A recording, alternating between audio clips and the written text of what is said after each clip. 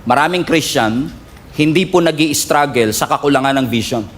Naniniwala ko maraming Christians ang nag-i-struggle dahil kulang sa surrender. Lalo na po yung kultura natin na tinuruan po tayo na follow your dreams. Narinig nyo na po ba yan? Follow your dreams. Nakikita nyo yun sa mga ref, nakikita nyo yun sa mga jeep, nakikita nyo yun sa mga social media posts, naririnig nyo yun sa mga TED Talks, nakikita natin yan sa mga pop culture, sa mga branding and advertisement. Pero yung salitang follow your dreams, hindi ho biblical yan. Hindi po itinuro ng Biblia na sundan natin ang ating mga pangarap. Yan po ay cultural mantra. Nakasanayan na po natin. However, hindi natin maitatanggi na marami ho talagang tao, mas pinupurso nila yung pangarap nila kesa yung layunin ng Panginoon sa kanilang buhay. No wonder, marami pong mga tao today successful pero parang hindi nakakapagpahinga. Napansin niyo ho ba na maraming tao, they have the money, marami silang pera pero nawawalan ng meaning ang kanilang buhay. Oo, marami silang ginagawa, productive sila, but at the end of the day, their heart feels empty. Maraming mga Christians din in our generations today, parang paabante ng paabante yung career, pero paatras ng paatras yung calling. Something is wrong. Ang puso natin nangangarap, pero kailangan natin maunawaan at mapaalalahanan na ang buhay natin may purpose. Kung ang toothbrush nga may purpose, ikaw pa kaya? Kung ang ilaw nga may purpose, ikaw pa kaya? Ang toothbrush, ang purpose niya, ipanglinis ng ngipin. At least siya, alam niya ang purpose niya. Ikaw, ako, tayo kaya? Ano ba ang purpose natin? Ang purpose lang ba talaga natin magtrabaho ng magtrabaho araw-araw, kumain, matulog, tapos na? O may mas malalim na meaning ang buhay?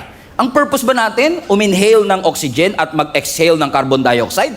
At pagkatapos nun, tapos na, mamamatay tayo, mawawala tayo dito sa mundo, at pagkatapos nun, tapos na ang ating buhay. Nagkakaroon po ng problema kapag yung purpose natin at yung plano natin ay nagko-compete with each other. Pag yung plano mo sa buhay at yung purpose ng Panginoon nagkaroon ng pagbabangga, ibig sabihin, hindi alam kung sino ang dapat mauna, marami ang nagre-resulta sa burnout. Bakit nababurnout? Bakit ko sinabi na posibleng ma-burnout ang isang tao na hindi niya alam kung ano ang kanyang ipaprioritize? Because it's possible for us to dream outside God's design. Okay, let me repeat. It's possible for a Christian to dream outside God's design. But you can never fulfill your purpose outside of God. Okay? So pwede kang mangarap na labas sa disenyo ng Panginoon, pero hindi mo magagawa ang purpose ng Diyos kung tatanggalin mo siya sa iyong buhay. Bakit to? Ang pangarap nagbabago. Naalala ko, many years ago, na-share ko yan, nasa YouTube pa yata eh. Isa sa mga pangarap kong sasakyan, BMW. Pero nung nalaman ko yung presyo, e-bike lang, okay na pala ako. Kasi di ba, napansin nyo, ang pangarap nagbabago siya eh. Ang pangarap seasonal siya. Ang pangarap negotiable siya. At karaniwan ng mga pangarap natin ay powered by our desire. Anong ibig sabihin? Kumbaga, kaya ka nangangarap, nagdi-desire ka. Halimbawa, nagdi-desire kang yumaman. Nagdi-desire kang sumikat. Hindi ba sama ha? Nagdi-desire kang maging komportable. Nagdi-desire ka na yung mga anak mo makatapos ng pag-aaral. Nagdi-desire ka magkaroon ka ng influence at hindi lang ikaw ang nai-influence. Ganun ang pangarap eh. Usually, powered siya and motivated siya. Ito ang gusto ko. Pero ang purpose iba. Kung ang pangarap driven siya, ito ang gusto ko, ang purpose ina-assign. Ang purpose by design. Ibig sabihin ng ina-assign, hindi ikaw ang pumipili ng purpose mo. Sa pangarap, ikaw eh. Pero sa purpose, hindi ikaw pipili niyan. Ang pumipili ng purpose mo, yung lumikha sa'yo. So, posibleng ang pangarap mo yumaman, pero ang purpose mo maglingkod. Okay? Posibleng ang pangarap mo maging sikat, pero ang purpose mo maging steward, sumunod, to build other people, o dalhin ang ibang tao pabalik sa ating Panginoon. Kumbaga, sa pangarap, laging sinasagot yung tanong na, ano bang gusto kong mangyari sa buhay ko? Pangarap yan eh. Pero kapag purpose, bakit ba ako nilikha ng Diyos in the first place? Ano ba ang reason kung bakit ito nangyayari? A few months ago, I discussed a message about, I think that is our anniversary Sunday, I discussed about the value and the importance of a potter and a clay. You still remember that? Na si Lord, siya ang humuhulma sa atin at tayo naman ang kanyang clay. Balikan nga natin yung verse sa Isaiah chapter 64 verse 8. Ang sabi ng Biblia, yet you, Lord, our Father, Everybody read this with me. We are the clay. Sino yung we? Tayo. Tayo daw po ay putik. Tayo daw po ay clay. Pero sino ang pattern? Si Lord. Siya ang ibig sabihin ng pattern, siya yung naghuhulma doon sa clay. At dahil siya ang naghuhulma, ano sabi ng last part? We are all the work of your hand. Ibig sabihin, ganito lang kasimple, no? Tayong lahat, sumusunod lang kung ano ang gusto nung pattern na naghuhulma sa atin. Komprende? Sino ba ang pattern? Si Lord. Sino ba ang clay? Tayo. So kapag ba inassign ka ng Diyos, ako ang pattern, ikaw ang clay, control ba yon? Hindi. Manipulation ba yon? Hindi. Binabalik ka lang sa disenyo mo. You are created to follow God's design. Halimbawa, yung clay ba magiging bowl o magiging cup? Sino magdi-decide? Yung pattern. Ibig sabihin, walang kaalam-alam ang clay, basta siya sunod lang siya ng sunod. Pag iniikot siyang gano'n, sunod lang siya ng sunod. So kapag sinabi ng pattern na, magiging bowl ka, ikaw magiging jar ka, ikaw magiging cup ka, wala siyang magagawa. Now, pwedeng mangarap yung clay. At sabihin niya, gusto kong maging espada. Yan. Halimbawa, yung clay sabi niya, habang inuulma siya, Sir, pwede ba akong maging espada? Pwede kang mangarap, pero nakadetermine pa rin yung future mo doon sa pattern mo. So, ibig sabihin, walang problema mangarap. Pwedeng mangarap ang clay na pwede siyang maging sword. Pero ang tanong, yung clay ba nakadesign para maging espada? No, hindi siya nakadesign para maging espada. Ang espada kayang mag-cut. Ang clay, hindi niya kaya yon. So, kahit anong effort ng clay, hindi niya magagawa yung bagay na hindi niya design. Sino sa inyo nangangarap makalipad? Sarap nun, di ba? Kung magkakaroon ka ng superpowers, isa sa mga superpower ko, Pastor, gusto kong makalipad ako. Pero ang tanong, pangarap mo makalipad, gusto mong makalipad, pero nakadesign ka ba para lumipad? Hindi. So kapag tinangka mong lumipad, hirap ka. Imposible pa nga eh. Tama, andyan pa ba kayo? Tama. Pero yung hirap ka, madali sa ibon. Kasi yung ibon, design talaga siya para lumipad. Meron na ba kayong nakitang ibon na nag-enroll sa flight school? Halimbawa, gusto kong matutong lumipad. Okay? Paglipad 101. Ayan. May ganyan ba? May lesson ba ang ibon para sa... Wala. Kumbaga, nung ipinanganak siya, kahit hindi niya pa na-try lumipad, once na pinakawalan siya dahil built-in sa kanya yun. Effortless ang paglipad. Halimbawa, ang isda, design siya para sa tubig. Wala kang makikitang isda na nag-e-enroll sa swimming school. Walang isda na nag-swimming lesson. Lahat ng isda, naturally, based on design, bigla na lang silang lumalangoy. So, ibig sabihin, kung ang ibon lumilipad, ang isda lumalangoy, hindi mo pwedeng pagbaliktarin. Bakit? Ang isda, unless flying fish,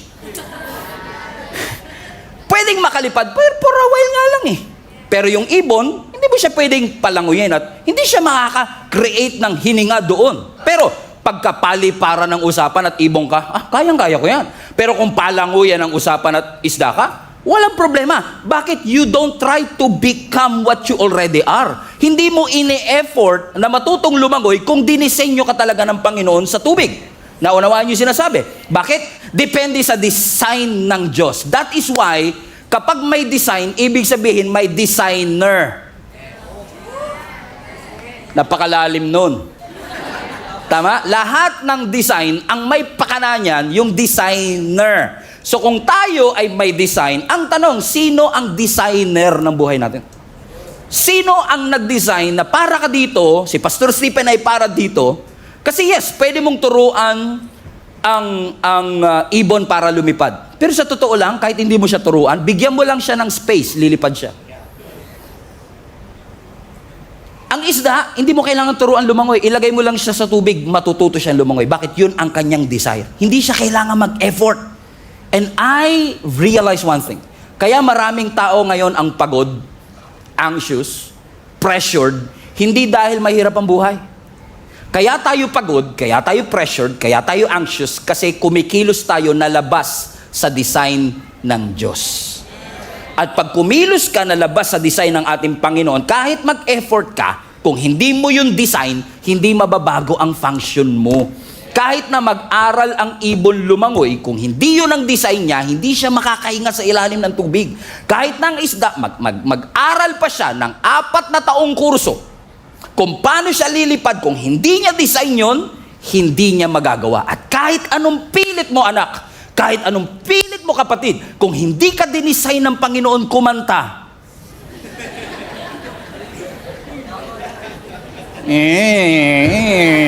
Pastor, gusto kong kumanta. O sige na, gusto mong kumanta, pero tanongin mo, gusto ba namin? Yun muna ang tanong sa... Sabi mo sa katabi mo, wag mo na pilit. Sabi mo, parang hindi nyo sinabi Amen? Kasi, halimbawa, kung talagang hindi ka kumanta, pag nag-effort kang mag-aral, may improve ba performance mo? Yes, may improve ang performance mo, pero hindi mo marere-right ang design ng Panginoon sa iyo. Even though you try harder, you work harder, you train longer, you push deeper, you can never do what God has not designed for your life. Kaya kung maraming mga tao ngayon ang pagod, pressured, and anxious, not because life is hard, but because you are operating beyond God's design, posible kaya mga kapatid na maraming tao these days na pagod na pagod. May mga kalala ba kayong ganyan na pagod? And usually, pag may mga kilala tayong napapagod, ano ang usual temptation? I need to motivate this person. I need to challenge these people. Pero what if hindi talaga motivation ang kailangan niya? Kundi ang kailangan niya, alignment. Nawala siya sa design, kailangan mo siyang ibalik dun sa alignment. Ibalik siya. Saan ba talaga siya tinawag ng Panginoon? Kasi pag pinipilit mo, mapapagod ka talaga Amen ba mga kapatid? For example, sino sa inyo nag-exercise? Exercise, ganito yung exercise. Di familiar no? Pastor naman kasi December, ngayon talaga natin pag-uusapan yung exercise. Di ba pag nag-exercise kami, treadmill na tinatawag, no? Sa treadmill, tumatakbo ka dyan. Kahit gaano kabilis ang takbo mo, after 1 hour, nandun ka pa rin. Kahit pagpawisan ka, nandun ka pa rin. Bakit? Sweat doesn't guarantee progress. Sweat doesn't give you direction. Hindi porket pinagpawisan ka dahil sa effort mo, mabibigyan ka niya ng direksyon. Hindi porket pinagpawisan ka dahil sa effort mo, ay aabante ka na. Bakit? Hindi siya designed for that. Amen? Katulad natin, kahit anong training natin, kahit anong effort natin, nagwo-work lang ang training, nagwo-work lang ang effort kapag siya ay under sa design. Kilala niyo si Moses? Si Moses, ang calling ng Panginoon sa kanya, he's going to be a deliverer, a leader. Everybody say leader.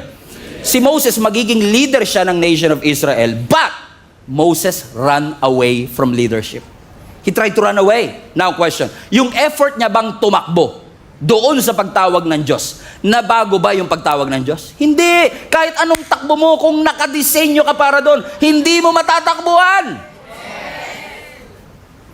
Kahit na natatakot ka mawawalan ako ng kaibigan, natatakot ka mawawalan ako ng negosyo, natatakot ka mawawalan ako ng trabaho, kung yon ang design mo.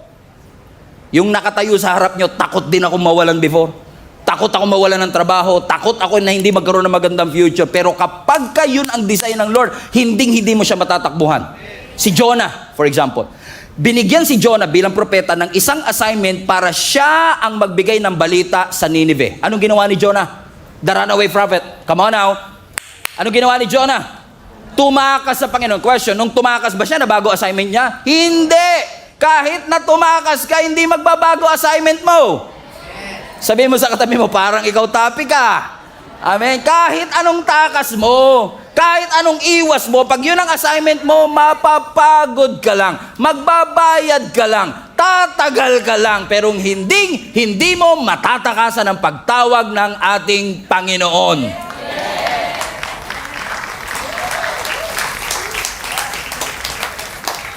Kahit ikaw si Usain Bolt at ikaw ang may pinakamabilis sa pagtakbo, hindi mo mauunahan ng Diyos.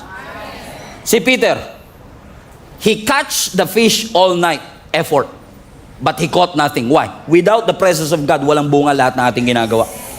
Amen. Even if your effort can make you successful, only God's purpose will give you fulfillment. Samson. Si Samson, binigyan siya ng Panginoon ng mandato to be a deliverer. Siya ang gagamitin ng Lord to deliver the nation of Israel against the Philistine. Pero may ibang pangarap si Samson. May purpose siya. Anong purpose niya? Be a deliverer. Pero ano ang pangarap ni Samson? Gusto niya babae. Di si Samson, naghanap ng maraming babae. Kasi gusto niya pleasure. Pangarap niya maging lover boy. Na Samson the lover boy. May pagmamalaki naman kasi physically talagang malakas eh. Ang mga babae, impress sa kanya, pero yun ba ang purpose kung bakit siya pinalakas ng Panginoon? Para lumapit ang babae sa kanya? Hindi. Kaya siya pinalakas ng Panginoon para maging tagapagligtas. Hindi para ikulong ang iba sa kanyang pag-ibig at pagmamahal. Medyo corny yun, pero sige, tinawanan nyo naman. Pasok na rin. Amen? Bakit? Nangarap siya ng pleasure, nangarap siya ng admiration, nangarap siya na siya magkocontrol sa kanyang buhay. Binigyan ako ng Lord ng kakaibang lakas, pero gagamitin ko to sa iba. Ano nangyari? Alam natin ang sinabi ng storya, di ba? Judges chapter 13 hanggang 16. Ano sabi ng scripture? Nung ginupit ang buhok ni Samson, burst paid ba yan, sir? Burst paid pa yan. Burst paid pa rin to.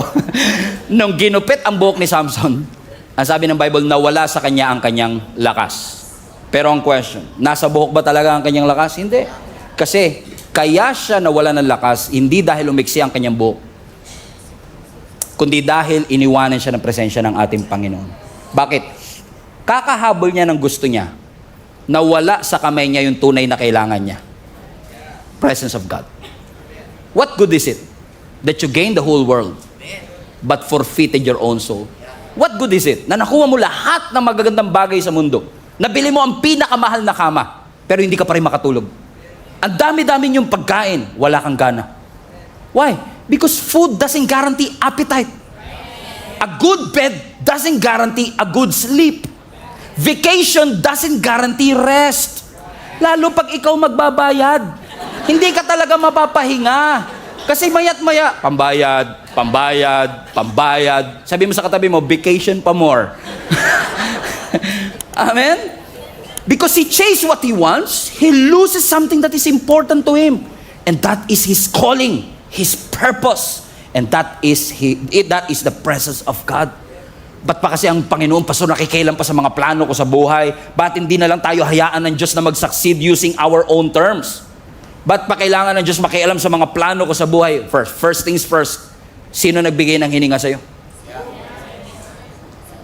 Kasi minsan, nakakalungkot minsan huwag kayo magalala, hindi kayo ibang location, taga ibang bansa. Kasi mga nandito ngayon, mga sobrang lapit nyo kay Lord, candidate kayo sa kanang kamay ni Lord. Sobrang bait ng buhay ninyo, na hindi kayo nagkakamali. Na minsan si Lord, ginagawa nating alternative. Yung parang, Lord, ito na schedule ko sa 2026, singit ka na lang kung kailan mo gusto. Hindi sinabi ng Bible, i-add mo si Lord sa schedule mo. Ang sabi ng Bible, seek Him first. Okay? And all these things. You have to understand something, mga kapatid, and I say this with love and humility. Life is more than just work. Ang buhay hindi puro trabaho lang. Hindi puro tulog lang. Ano kapag ang buhay mo puro trabaho pero walang meaning? Mapapagod ka. Kailangan lahat ng ginagawa natin may rason. Lahat ng ginagawa natin may meaning. Kasi pag may meaning ang isang bagay, na-appreciate mo. Pag may meaning ang isang bagay, may malalim na dahilan. At pag may malalim na dahilan, kahit pagod ka, ipahinga mo, babangon ka. Pero pag exhausted ka na, pag empty ka na, yun ang pinakadelikado sa lahat. Pag empty ka na, mahirap na yun eh. Kasi wala ka ng drive, wala ka ng soul, wala ka ng motivation that you forfeited your own soul. And don't think for a moment na kapag may hiningi ka sa Diyos at hindi niya binigay, sasabihin mo kaya hindi binigay ni Lord yun, baka masyadong malaki yung dreams ko. No, God is not intimidated with your big dreams. Walang pangarap ang tao na mas malaki pa sa ating Panginoon. Kahit yung pinakamalaking pangarap mo, maliit yan sa harapan ng Panginoon. Kung maliit lang pala, Pastor, ba't di binibigay ng Diyos? Hindi binibigay ng Diyos yan dahil masyadong malaki para sa Kanya. Hindi binibigay yan kasi masyado siyang maliit kung ikukumpara sa purpose mo. Sabihin mo sa katabi mo, don't settle for less. Anong ginagawa natin? Habol tayo ng habol sa mga pangarap natin. Napansin nyo ba yung pera kapag hinahabol nyo, lalong tumatakbo? Tuwan-tuwa ka, sabi mo, malapit na yung 13-month pay. Wala pang 13 hours. Ubus at least dumaan, Pastor. Kakahabol mo ng pangarap mo, mag-isa ka na lang. Sino magsusustain sa'yo pag nagsosolo ka kakatupad ng pangarap mo? Akala mo ba madaling to pa rin ang pangarap? Hindi madaling to pa rin ang pangarap. Kaya nga po siya pangarap eh. Hindi siya madaling to pa rin. So kung tutuparin mo siya mag-isa, pag kailangan mo ng tulong, sino tutulong sa'yo? Wala. Mag-isa ka. Sino magsusustain sa'yo ngayon? mag-isa ka din. Pero pag ang pinurso mo purpose, God is committed to have a responsibility for your future. So, hindi ikaw magsusustain sa sarili mo. Ang Diyos mismo ang magsusustain sa iyo. Amen? I did not do this in previous service and I've done this illustration a lot of times, but I will do it anyway. Okay? Kasi ang mga pastor naman paulit-ulit. If you have a Bible, open to Psalm 23 verse 6. Ang sabi ng scripture doon, blessings and mercy shall follow you all the days of your life, and you shall dwell in the house of the Lord forever. Blessings and mercy. Sino sa inyo gusto nyo ng blessing? Ulitin ko, sino sa inyo gusto nyo ng blessing? Sino sa inyo gusto nyo ng mercy? O dahil gusto mo ng blessing, hinabol mo. Gusto mo ng blessing, pinangarap mo. Pero yun ba ang design? Sabi ng Bible, blessings and mercy shall follow you. For example, si Jenny tawagin ko, pinakamaganda babae sa balat ng lupa.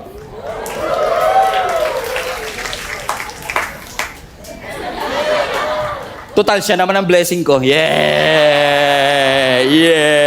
Okay. Ang sabi ng scripture, blessings, kunwari si Jenny ang blessing, ang sabi ng scripture, blessings and mercy shall follow you. So as you pursue God, by design, blessing should, no effort, blessing should by design. Ano ang condition? Pursue God and blessings will follow you all the days of your life. So ibig sabihin, when I pursue the Lord, I don't have to worry, may pambayad na ba kami? I don't have to worry, paano na yung mga anak ko? No, because it's automatically pursuing you. Kaya kapag pagod at hirap, binabaliktad mo yung design. You are pursuing the blessing. Habol ka ng habol sa blessing. Tapos, pag mag-isa ka na lang, sabi mo, nasa na si Lord? Iniwan ako ng Lord. Hindi ka iniwan ni Lord. Ikaw ang umiwan sa Kanya. Kaya, pag nasa ganitong sitwasyon ka kapatid, nagtataka ka, bakit mga desisyon ko, bubo? Alam mo yun? Dinicide ko talaga yun. Di ba parang, ba't ganun ang desisyon ko? Paano ka magkakaroon ng wise decision kung yung source ng wisdom nandun? Paano ka magkakaroon ng peace dito kung ang source ng peace nandun? Kaya sabi ng design, balik ka sa design. Ano ba ang design? Pursue it. And blessings and mercy shall follow you. Comprende? Thank you, Be. Amen? Lahat naman kasi talaga, nung nagsimula, may purpose naman talaga yan. Lalo tayo na, halimbawa, sa mga OFW natin, mga nanonood online today, let me know in the comment section kung saan kayong parte ng mundo. Just for us to have a clear picture of as to how many people have been working abroad. Maaaring may kakilala ka nagtatrabaho sa abroad. Especially kung Christian yung nagtatrabaho sa abroad. Bago yan umalis dito sa bansa, nanalangin niya kay Lord. Sabi niya, Lord, aproban niyo lang yung visa ko. Maglilingkod ako sa iyo hanggang wakas. Actually, Lord, para mapatunayan ko seryoso ko, yung kalahati ng sweldo ko. Yan, Lord, 50-50, Lord, kalahati ng sweldo ko, itutulong ko para sa construction ng Gia Kamanaba Worship Hall. Ibig sabihin, karamihan ng umalis, missionary.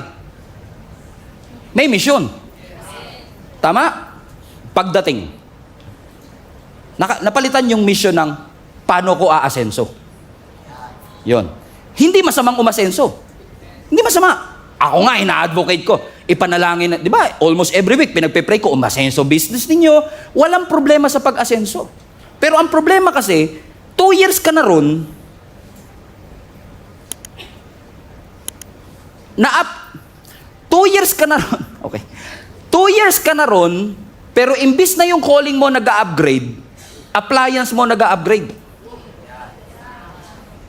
Hindi ba sama na ma-upgrade ng tulad kayo, kakabili nyo lang ng oven this week dahil sa bonus nyo eh. Bumili kayo ng rep na 2-door.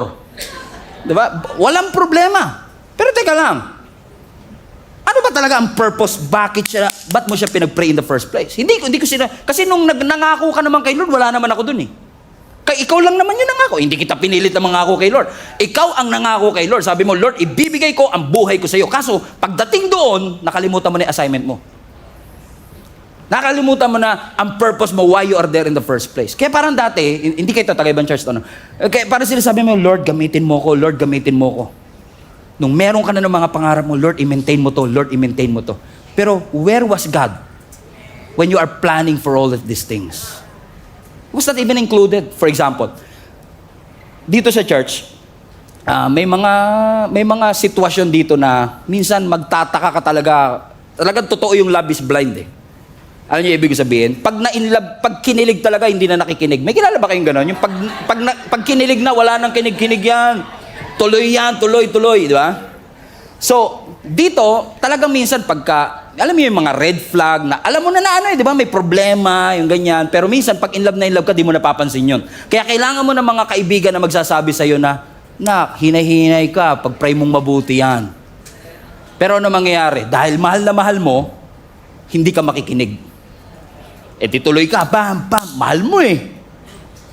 After 6 months, nag-break kayo. Niloko ka. Aroy. Aray mo. Bakit ko sinabing aray mo? Kasi pag nasaktan na broken heart, yung nakalimutang leader, babalikan.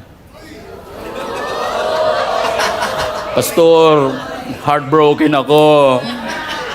Kung ako yon, ang sarap sabihin, nung kinilig ka, di ako kasama.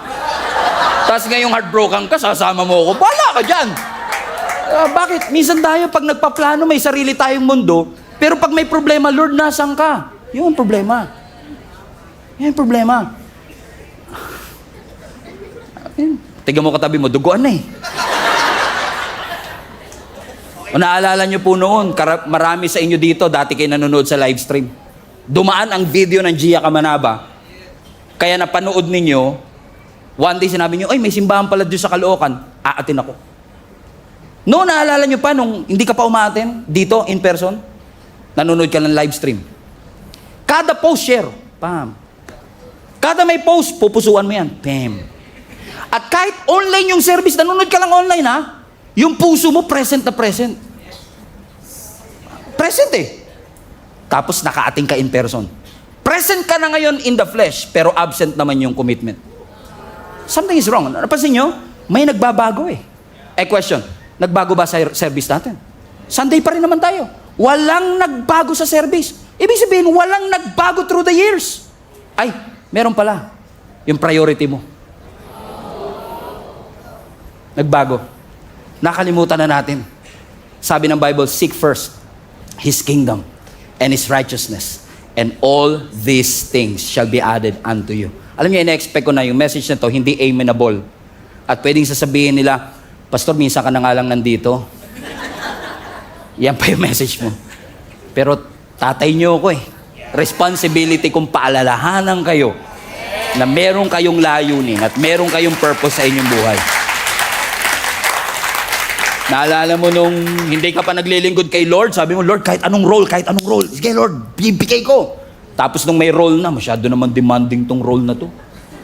Lord, kahit saang ministry, nung nasa ministry na, matagal pa ba yan? Because somewhere along the way, nakalimutan natin na kapag naglingkod, may sakripisyo. Nakalimutan natin. Akala natin comfortable lahat. Akala natin mabait ang lahat. Naalala mo dati, hindi ka uma-absent sa church. Hindi ka uma-absent. Sabi mo, pag God first. Di ba, naalala mo yun? Sabi mo, sarado ang tindahan pag Sunday. Kasi para kay Lord to. Outing, di ko mag-outing. Sunday! Kayo yun ha, kayo yun. Huwag niyo ako damay. Di ba? Ikaw naman ang ako nun eh. Diba? Pero recently, di ba, napapansin mo, diba, pag may mga long weekend. Diba? Sabi mo, maganda magbakasyon dito ah. Hindi masama. Pero minsan, di ba, family first eh. O di nasa family na. Di nandun ka na sa resort, di ba? Say, woo! Habang nagagaganong ka, kami dito nakaganon, di ba? Kami rito nag-worship, ikaw ganun-ganun ka sa swimming pool, di ba? Saya mo eh! Di ba? Hindi natin pinipigilan. Kasi nga, pamilya yan eh. Di ba? Walang problema. Lalo kung yan lang talaga oras ninyong pamilya eh. Pero alam mo na ang services natin every Sunday, 5 yan sa online. Meron pa yung Monday ng gabi.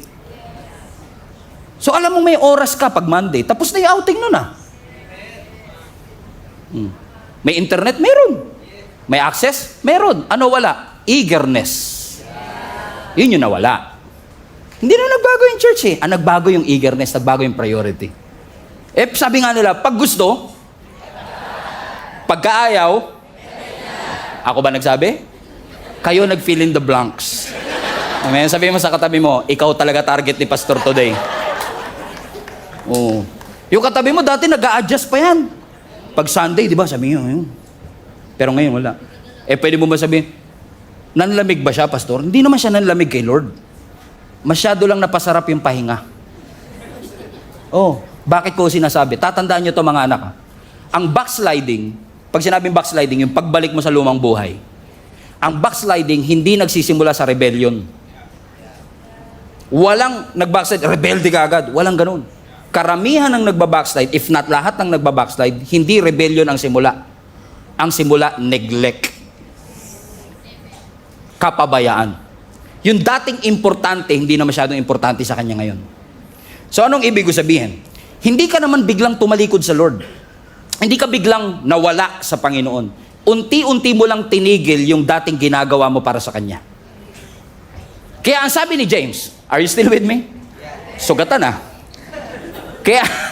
Kaya ang sabi ni James sa James chapter 4, now listen, verse 13. Giya kamanaba, makinig kayo. Lahat ng mga tao na nagsasabing, ngayon o bukas, pupunta kami sa Thailand. Pupunta kami sa Japan. We will spend a year there. We carry on with our business and to make money. Verse 14. Bakit? Bakit? You don't even know what will happen tomorrow. What is life? What is your life? You are a mist, hamog, galang. Alam niyo ibig sabihin ng hamog, fog? Pag hinalintulad yung buhay natin sa hamog, ibig sabihin, ngayon nandyan, mamaya wala na.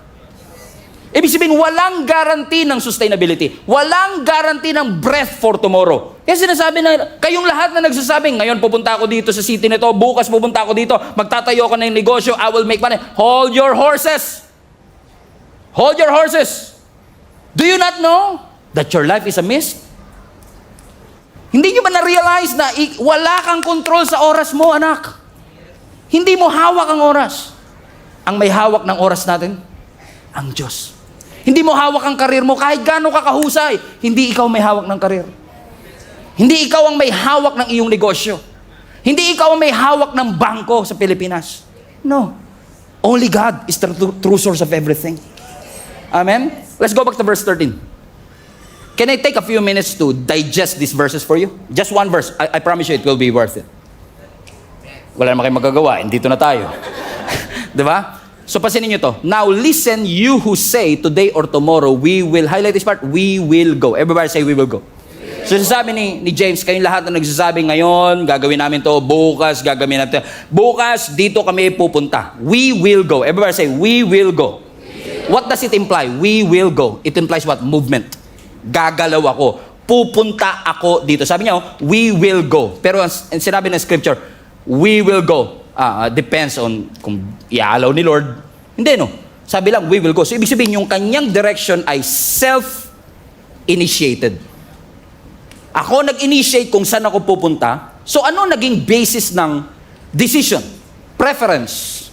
Ano naging basis ng decision? Opportunity. Ano naging basis ng kanyang decision? Ambition. Discernment. Pag tinignan mo, we will go, mukhang confident. Pero may submission ba? Come on? May submission ba kay Lord? No.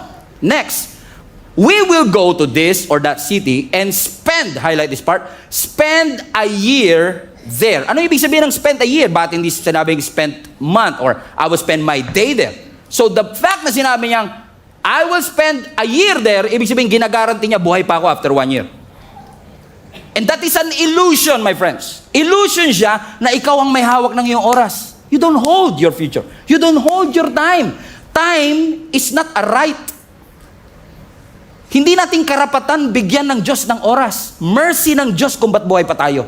Grace ng Lord kung bakit pa tayo nandito. Regalo ng Diyos ang oras. At kung regalo siya, dapat siyang i-steward. Dapat siyang i-manage ng tama para sa kanyang kaluwalhatian. So kasi sinasabi, we will go and we will spend 1 year there. Let's continue. And we will carry on with our business.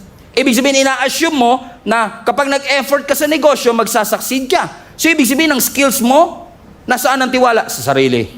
Nasaan ang tiwala? Sa network. Nasaan ang tiwala? Sa experience. Productive, pero nag-pray. And last, sabi doon, and we will make money. Everybody say, make money. So, ibig sabihin, nag-business, ito naman ngayon ang resulta. Now we have the money. So, ibig sabihin, hindi lang siya confident na buhay pa siya after 1 year, posibleng may confidence din siya sa resulta that if I work hard, I will earn money. Hindi siya sinabing there's a possibility that I will earn money. Is it as if like money is a right? No, it is a mercy of God.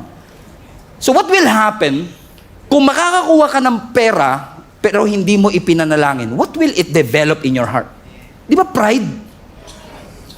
Di ba? It will develop pride in you kasi isipin mo, it is my skill.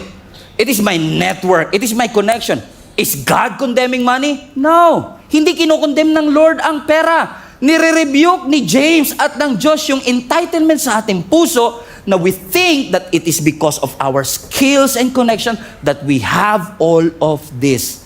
We don't. Only through His grace, meron tayo nito. So ano ba sinasabi ni James? Ibig sabihin, Pastor, hindi na ako magpaplano? No. Hindi against ang Lord sa planning. Against ang Lord sa pride. Against ang Lord sa entitlement. So kinokorek ng Lord, hindi yung plano. Ang kinokorek niya, anong tono ng plano mo? Asan ang Diyos sa plano mo? Asan ang Diyos sa iyong mga pangarap? Against ba ang Lord sa negosyo? No. Against ba ang Lord sa wealth? No. Against ba ang Lord sa pera? No. Si Jesus nga may treasurer. Ba't ka may treasurer kung walang treasure? So God is not against wealth.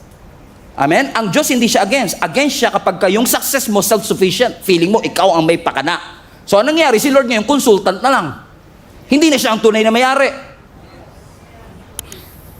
Kinokorek lang ni Lord. Yung business mo, hindi siya yan. Kay Lord yan. Huwag mo siyang gawing consultant. Siya dapat ang number 1 sa sinasangguni natin. Kaya kapag sinabi ng kultura sa atin, follow your dream. Everybody say, follow your dream. Follow your dream. Is that right? No. Don't follow your dream. Submit your dreams to God. Huwag mong sundan ang pangarap mo. I-submit mo ang mga pangarap mo sa ating Panginoon. Kasi, yes, ang Diyos hindi siya against sa pangarap. Si Joseph nangarap, si Daniel nangarap. Hindi against ang Diyos na ikaw ay mangarap. Pero ang sinasabi lang ng Lord, yung pangarap na meron ka, i-offer mo sa Panginoon. Yung pangarap na meron ka, i-submit mo sa Diyos. Question, sino sa inyo willing mag-submit ng inyong mga dreams sa ating Panginoon?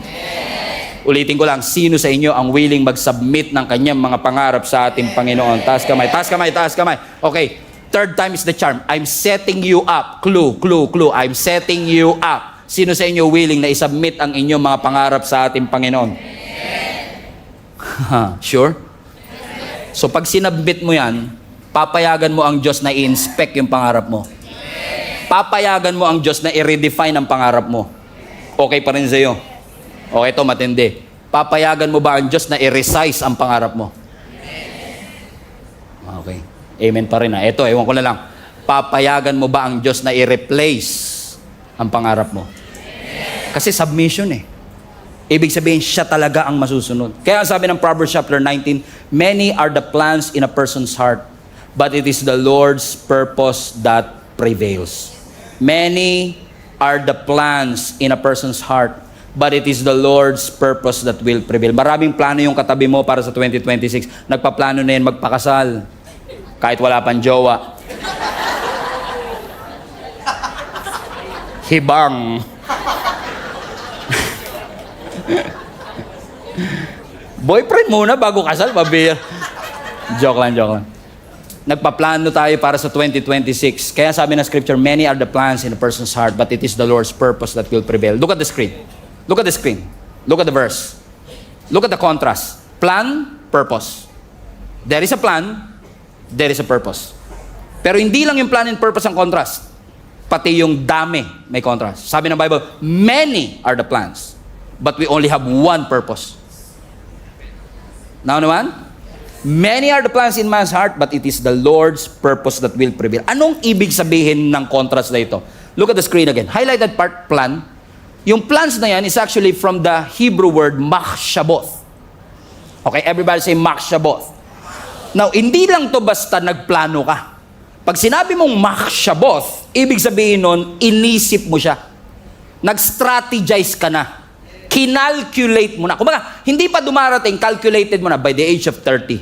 Ganyan. Nagpaplano ka na. Hindi masama. Pero yung sinasabi dito, marami tayong mga calculations na yung puso natin naging pabrika ng napakaraming options na meron ka. Pero, ang sabi ng scripture, marami ka bang makshaboth in your heart, but it is the Lord's purpose.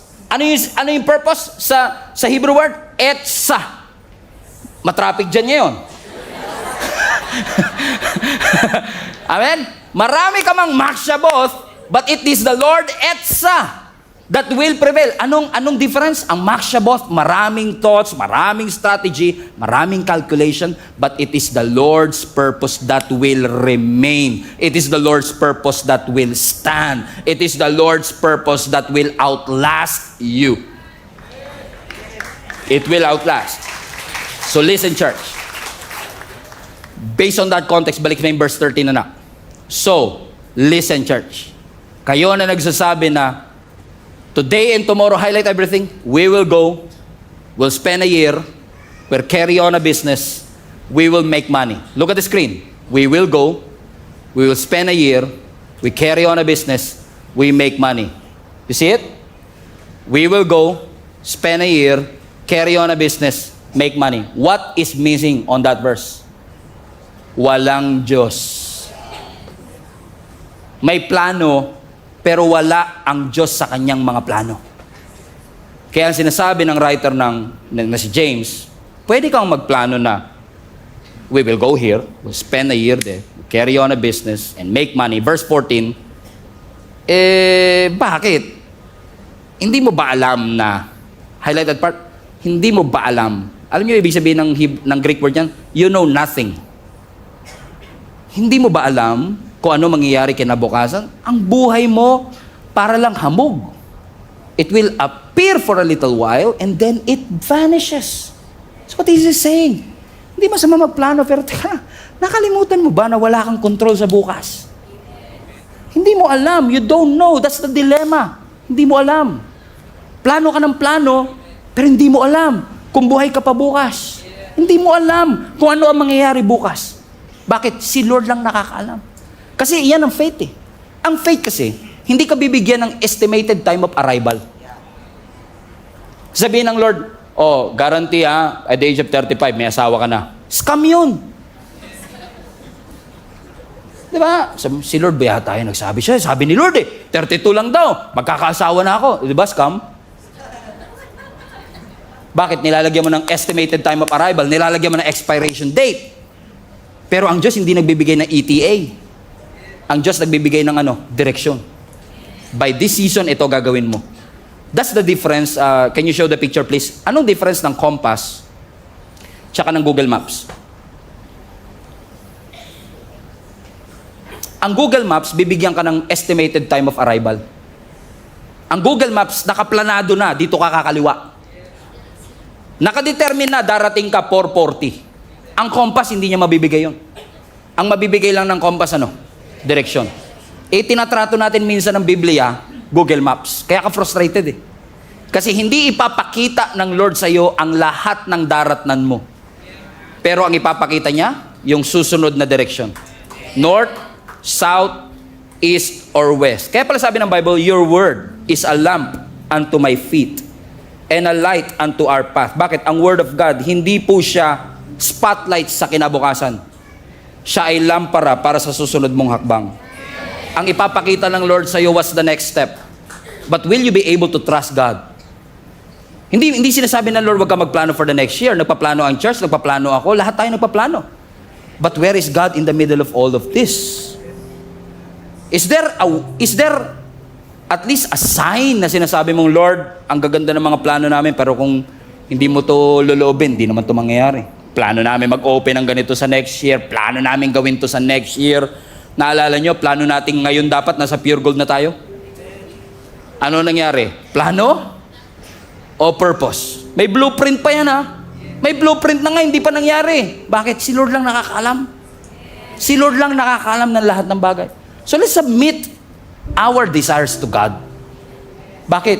So yung sinasabi ni James, balik mo yung verse 14 anak. So, makinig kayo, Gia Kamanaba. Kayo, sinasabi nyo, today, tomorrow, we will go to that city, spend a year, carry on a business, make money. Hey, why? Next verse. Why? You don't even know what will happen tomorrow. Your life is a mist that appears for a while. Huwag mong sabihin na kaya mo itong gawin. You can make money. You can spend there in 1 year. Verse 15. Instead of saying that, you ought to say, highlight this part, if it is the Lord's will. So instead of sabihin, next year, sure. Ang sinasabi ni James, instead of saying that, say, if the Lord is willing. Diyan natin nakuha yung God willing. Hindi tayo binibigyan ng James ng additional sa ating Christian vocabulary. Kasi nung sinasabi ni James yan, if it is the Lord's will, we will live. Bakit literal nilang sinasabing kung kalooban ng Lord na buhay pa kami because they were persecuted at that time. Literal silang hinahunting at gustong patayin. So parang sinasabi nila, hindi ko mapapangako kung makikita pa tayo next year. So if it is the Lord's will na buhay pa kami, magkikita tayo. So ano sinasabi? Hindi masama magplano. Pero include mo si Lord. Lagi mong isang guni, ito ang kalooban ng Diyos sa aking buhay. Is it God's will for you to do it? Or is it your dream, your will? Submit your dreams to God. Submit your dreams to God. And you will never go wrong with it. Amen? God willing, next year, sama-sama pa rin tayong sasamba sa Panginoon. Because we don't know what will happen. Ang alam lang natin, loobin ng Diyos, lahat tayo sama-samang sasamba at magpupuri. Loobin ng Diyos, makakapagtapos ng pag-aaral yung mga anak next year. Loobin ng Diyos, masisimulan yung negosyo next year. Loobin ng Diyos, may malaking project na darating sa iyo next year. Loobin ng Panginoon, magkakaroon ng financial breakthrough ang iyong pamilya. Loobin ng ating Panginoon, yung iyong mga pangarap na namatay, ibabalik ng Panginoon into life. Loobin ng ating Panginoon, makakapaglingkod ka sa ating Panginoon in a whole different level. Loobin ng ating Panginoon, magiging pastor yung katabi mo. Hallelujah. Loobin ng ating Panginoon. Amen. Loobin ng ating Panginoon, ang ating simbahan will continue to grow like never before. Loobin ng ating Panginoon, may pagkain pa rin tayo sa ating hapagkainan. Loobin ng ating Panginoon, walang magkakasakit sa atin sa linggong ito. Loobin ng ating Panginoon, may mga gagaling. I pray in Jesus' name in the future ay makapag-create tayo ng mga inspiring conversations sa tulong ng mga inspiring people that will add value to your life. But today, I'm excited to share with you what God has placed in my heart today. Ito po ay na-trigger sapagkat I am celebrating 10 years of God's faithfulness sapagkat ako po ngayon ay nagse-celebrate ng 10th anniversary ng aking pagiging pastor. At na-realize ko hanggang kailan pa nga ba talaga ako tatagal sa aking paglilingkod. And for the past 23 years that I've been serving the Lord, I hope na yung aking pong isi-share sa inyo ay makatulong para po tayo ay magkaroon ng longevity in the ministry. That's what I want to talk to you about today. And I was reading Matthew chapter 24 kung saan tinanong ang ating Panginoong Yesus, ano po ba ang senyales, Jesus, ng iyong muling pagbabalik? So basahin po natin ang Matthew 24 verse 10 hanggang 13. Ang sabi po dito, many will turn away from me and betray and hate each other. Sabi ng ating Panginoong Yesus.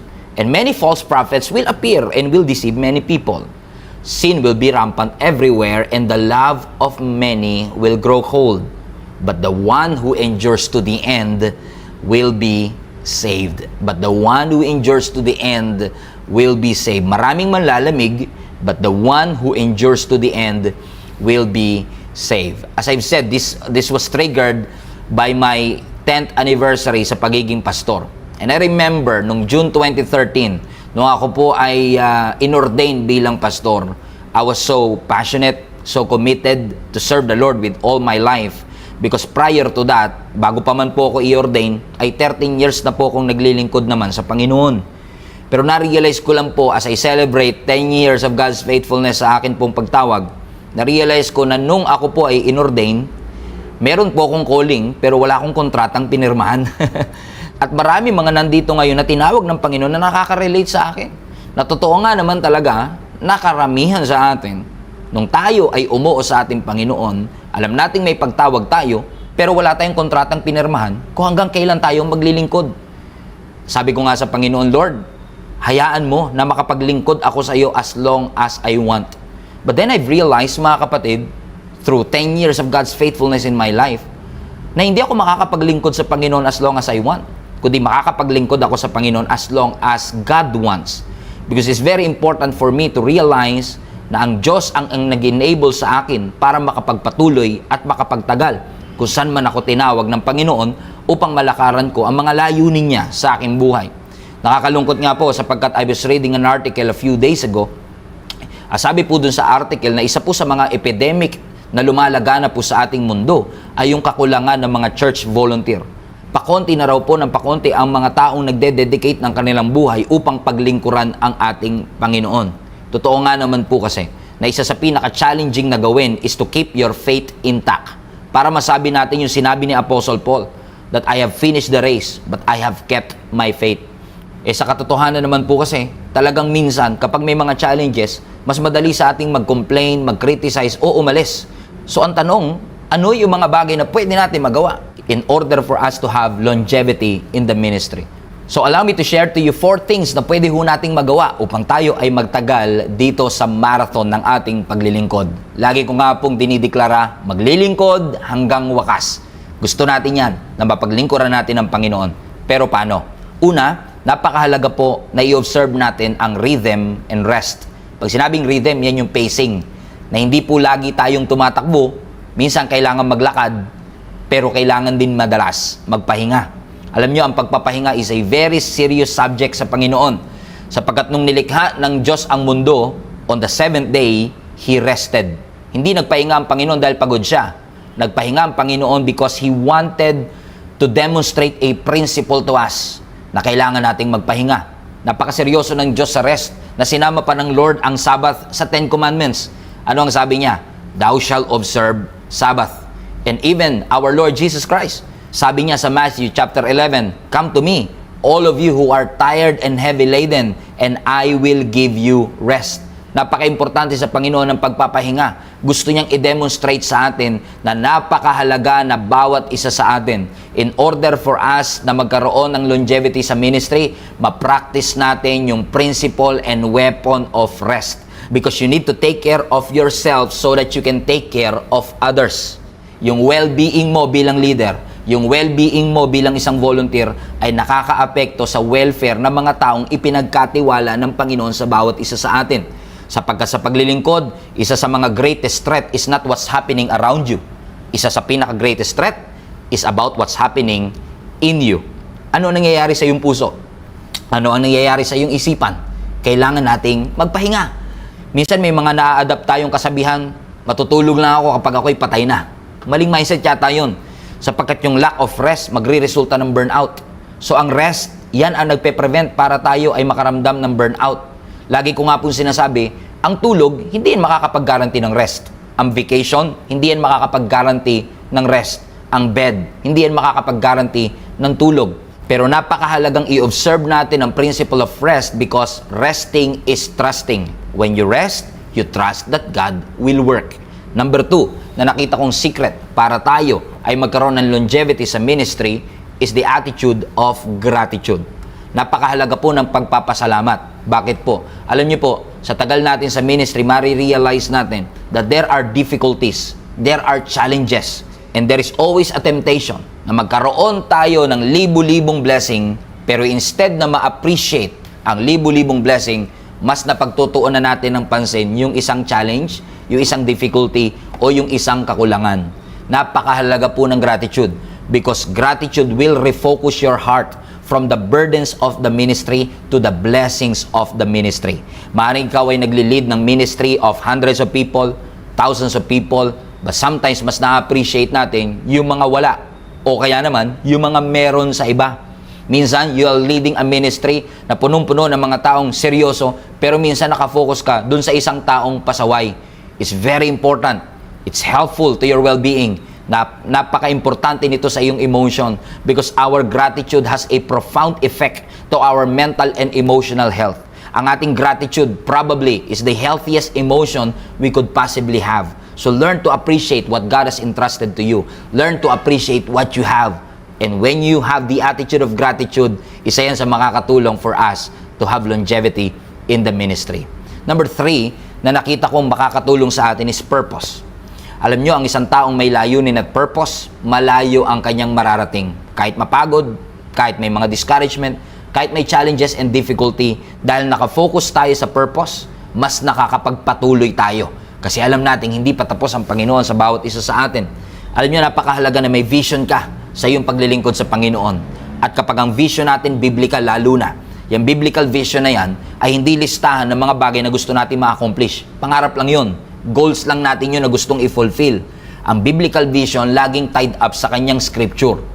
Amen? So napakahalaga na tayo ay nakafocus dun sa destination and purpose. Hindi lang dun sa ating pangarap and dreams, kundi sa vision na nilagay ng Panginoon sa atin.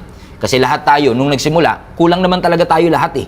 Pero dahil may mga great mentor tayo, dahil nag-aral tayo, dahil nag-practice tayo, umating ka ng seminar, ng conference, nagbasa ka ng libro, pinakinggan mo yung mga feedback sa'yo, in-apply mo sa iyong buhay, meron kang positive and daily discipline. Lahat ng mga bagay na yun ay nagsama-sama for your journey of improvement. So never stop growing. Kasi kapag hindi ka na lumalago, chances are, you won't last long. Hindi ka talaga magtatagal. Now, tignan nyo si Moses. Si Moses, pinaglingkuran niya ang mga Israelite for 40 years. Siya ang tinawag ng Panginoon to bring the Israelites from Egypt papunta ng Promised Land. Out of slavery, papunta sa freedom. Alam niya, at napakasimple ng kanyang purpose. Simpleng-simple yung goal. Simpleng-simple yung kanyang destination. Dalhin ang mga tao mula Egypt, papunta doon sa Promised Land. So, ibig sabihin, nung nailabas ni Moses ang mga Israelites sa kamay ng mga Egyptian, hindi pa tapos ang purpose doon. Nung nilabas niya sa Egypt ang mga Israelites, hindi pa tapos ang laban. Nagsisimula pa lang yung kanyang purpose. Kumbaga parang sa buhay natin, ganun din, ano? Nung tinanggap natin ang ating Panginoong Hesus at iniwan natin yung ating lumang buhay, hindi pa natapos doon ang purpose ng Panginoon sa atin. Yun ay simula pa lamang. Yung pag-iwan natin sa ating lumang buhay ay simula pa lamang. Pero pagkatapos ba noon, napunta na kagad sila sa Promised Land? Hindi. Napunta sila saan? Sa wilderness at nagpaikot-ikot sila for another 40 years. Imbis na dumali ng dumali, lalong humirap ng humirap at tumagal ng tumagal. Naka-experience sila ng patong-patong na mga challenges. Nakarinig si Moses ng patong-patong na mga reklamo. Pero tingnan nyo to mga kapatid ha, naniniwala ako si Moses, purpose-driven talaga eh. Kasi kung si Moses po ay namatay at the age of 120 years old at sila ay nag-travel sa desert for 40 years, ibig sabihin, nung nagsimula si Moses sa ministry, 80 years old na siya. 80 years old na siya. Habang pa-retire na ang marami sa atin at the age of 80, habang tayo ay inaantay na lang kung kailan ng Lord babawiin ang ating buhay at the age of 80, si Moses tumanggap pa ng bagong assignment. Habang yung iba sa atin ay maaaring nag-retire na, si Moses may bago pang tinanggap na assignment. Bakit? May purpose kasi. Pag ang Diyos may purpose sa'yo, kahit anong edad mo, tatanggap ka ng assignment. Kahit anong edad mo, magpapatuloy ka sa ating Panginoon. Hindi siya nagreklamo, hindi niya sinabing matanda na siya, hindi niya sinabing, Lord, masyado na yatang late para sa akin. No. For the next 40 years, he kept on following the instructions of the Lord. Deserve niya ang recognition. Pero imbis na recognition, ano nakuha niya? Complain, rebellion. Yun yung natanggap niya sa mga tao. Pero dahil may purpose siya, dahil may layunin siya, nagpatuloy lang siya. Ganon din ang paglilingkod natin sa ating Panginoon. Magiging challenging, magiging difficult. Wala naman kasing simbahan na seryoso sa misyon ang problem-free. Lahat ng mga simbahan, lahat ng mga Christians na seryoso sa misyon, daranas ka talaga ng temptation, daranas ka talaga ng challenges. At madalas, parte ng growth yung stress na yan. Parte ng growth yung mga challenges na yan. At bilang mga leaders, bilang mga volunteers ng simbahan, bilang naglilingkod at nag-dedicate ng ating buhay sa Panginoon, we will fail. We will make a mistakes. Sometimes, kahit ayaw mong gumawa ng desisyon bilang leader, you have to make that decisions. And most of our decisions are flawed. Pero, hindi tayo sumusuko sapagkat alam nating may layunin ang Panginoon sa bawat isa sa atin. So, ang isang Kristiyano na laging napapaalalahanan ng kanyang purpose, malayo ang mararating. Alam nyo, sa paglilingkod, it's not just about what we do, but it's all about why we do what we do. So yung pang-apat na bagay na pwede natin gawin upang tayo ay tumagal sa ministry is relationship. Relationships. Napakahalaga po ng relationship. Una, sa Panginoon. Because the first and the most needful relationship is with the Lord. Naniniwala po kasi ako na yung 5 minutes with Jesus can reset our 5 years of heart issue. Kung tayo ay lalapit lang lagi sa Panginoon at kung tayo ay lagi lang magpapakumbaba sa ating Panginoon, lagi lang nating babasahin ang kanyang mga salita, napakalaki po ng pagbabago mangyayari sa ating buhay. In fact, kapag po ako ay stress na stress, ang isa sa mga stress reliever ko, Word of God. I always recall God's goodness. I always remember God's faithfulness. And probably you are stressed and worried and anxious and fearful. Sometimes may unbelief pa or losing your faith. It's simply because you are focusing on the wrong thing. Learn to focus on the goodness of God and have a relationship with the Lord. Nothing is more important than loving God. Wala na pong mas mahalaga pa para sa atin kundi mahalin natin ang ating Panginoon. Bakit? Ang tunay na secret ng longevity is intimacy with God. Mas intimate tayo sa Panginoon, mas lalo tayong lumalakas. Intimacy is the key. Pero syempre, hindi lang naman relationship sa Panginoon na mahalaga. Even your relationship with your family is important.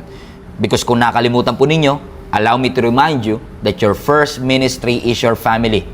Pwede kang magpalit ng simbahan, pero hindi ka makakapagpalit ng pamilya. We are called to fight for our family. Ipaglaban natin ang ating mga pamilya. Sapagkat ang ating relationship sa ating pamilya ay nakakatulong upang tayo ay tumagal sa ministry that God has for us. Pero bukod sa ating pamilya, bukod sa ating Panginoon, yung kaibigang tutulong sa iyo sa kabila ng mga pagsubok at challenges ay napakahalaga rin. Having good friends in your life is one of the most important decision that you will ever make in your life. Napakahalaga po na makapag-set up ka ng support system bago pa tumama ang bagyo at krisis sa iyong buhay. Kasi madalas tayo, kung kailan may krisis, doon tayo maghahanap ng mga mabubuting kaibigan. But it's wise for you to set up bago pa dumating ang pagsubok. Sineset up mo na yung mga kaibigang ito na hindi lang magbibigay ng sound effects sa iyo kapag may problema ka, kundi mga kaibigan na tutulong sa iyo talaga. Yung relationship natin sa ating mga churchmates at kapwa manggagawa sa ating Panginoon, napakahalaga po yan. So kung may tensyon, hindi pagkakaintindihan, it's always best to fix it. Allow God to be the center of that argument and allow God to fix that relationship. Alam niyo, yung relationship natin sa tao, napakahalaga po niyan. For the past 23 years na naglilingkod ako sa ating Panginoon, may mga taong umalis, may mga taong lumipat, may mga tao na nagalit, may mga tao na hindi nagpatuloy. But it doesn't keep me from nurturing new relationships within the body of Christ. So find someone that you know. Find someone that you can encourage. Find someone that you can mentor. Kasi isolation ang isa sa pinakamatinding arsenal na ginagamit ni Satan para tayo pabagsakin. And isolation is actually spiritually dangerous. You don't have to walk in this journey alone. You don't have to go through this life alone. Prioritize community. Prioritize having great relationships. Iayos natin at i-reconcile natin ang relationships natin sa mga kapwa natin manggagawa sa Panginoon. Because community is more than just fellowship. It is relationship. Hindi lang tayo basta pumupunta at naglilingkod sa church for fellowship. We want to cultivate and develop relationship. So kung nais natin matagal sa ministry, naniniwala pa rin po ako that longevity is a heart issue. Most Christians, hindi naman lumilipat at umaalis ng ministry because of theology. Usually, what shakes our faith are hurts, betrayal, and unforgiveness. Hurts will come. Conflict will happen. It is inevitable. Tayo ay mga imperfect people trying to serve a perfect God. But in order for us to last, we should learn how to forgive.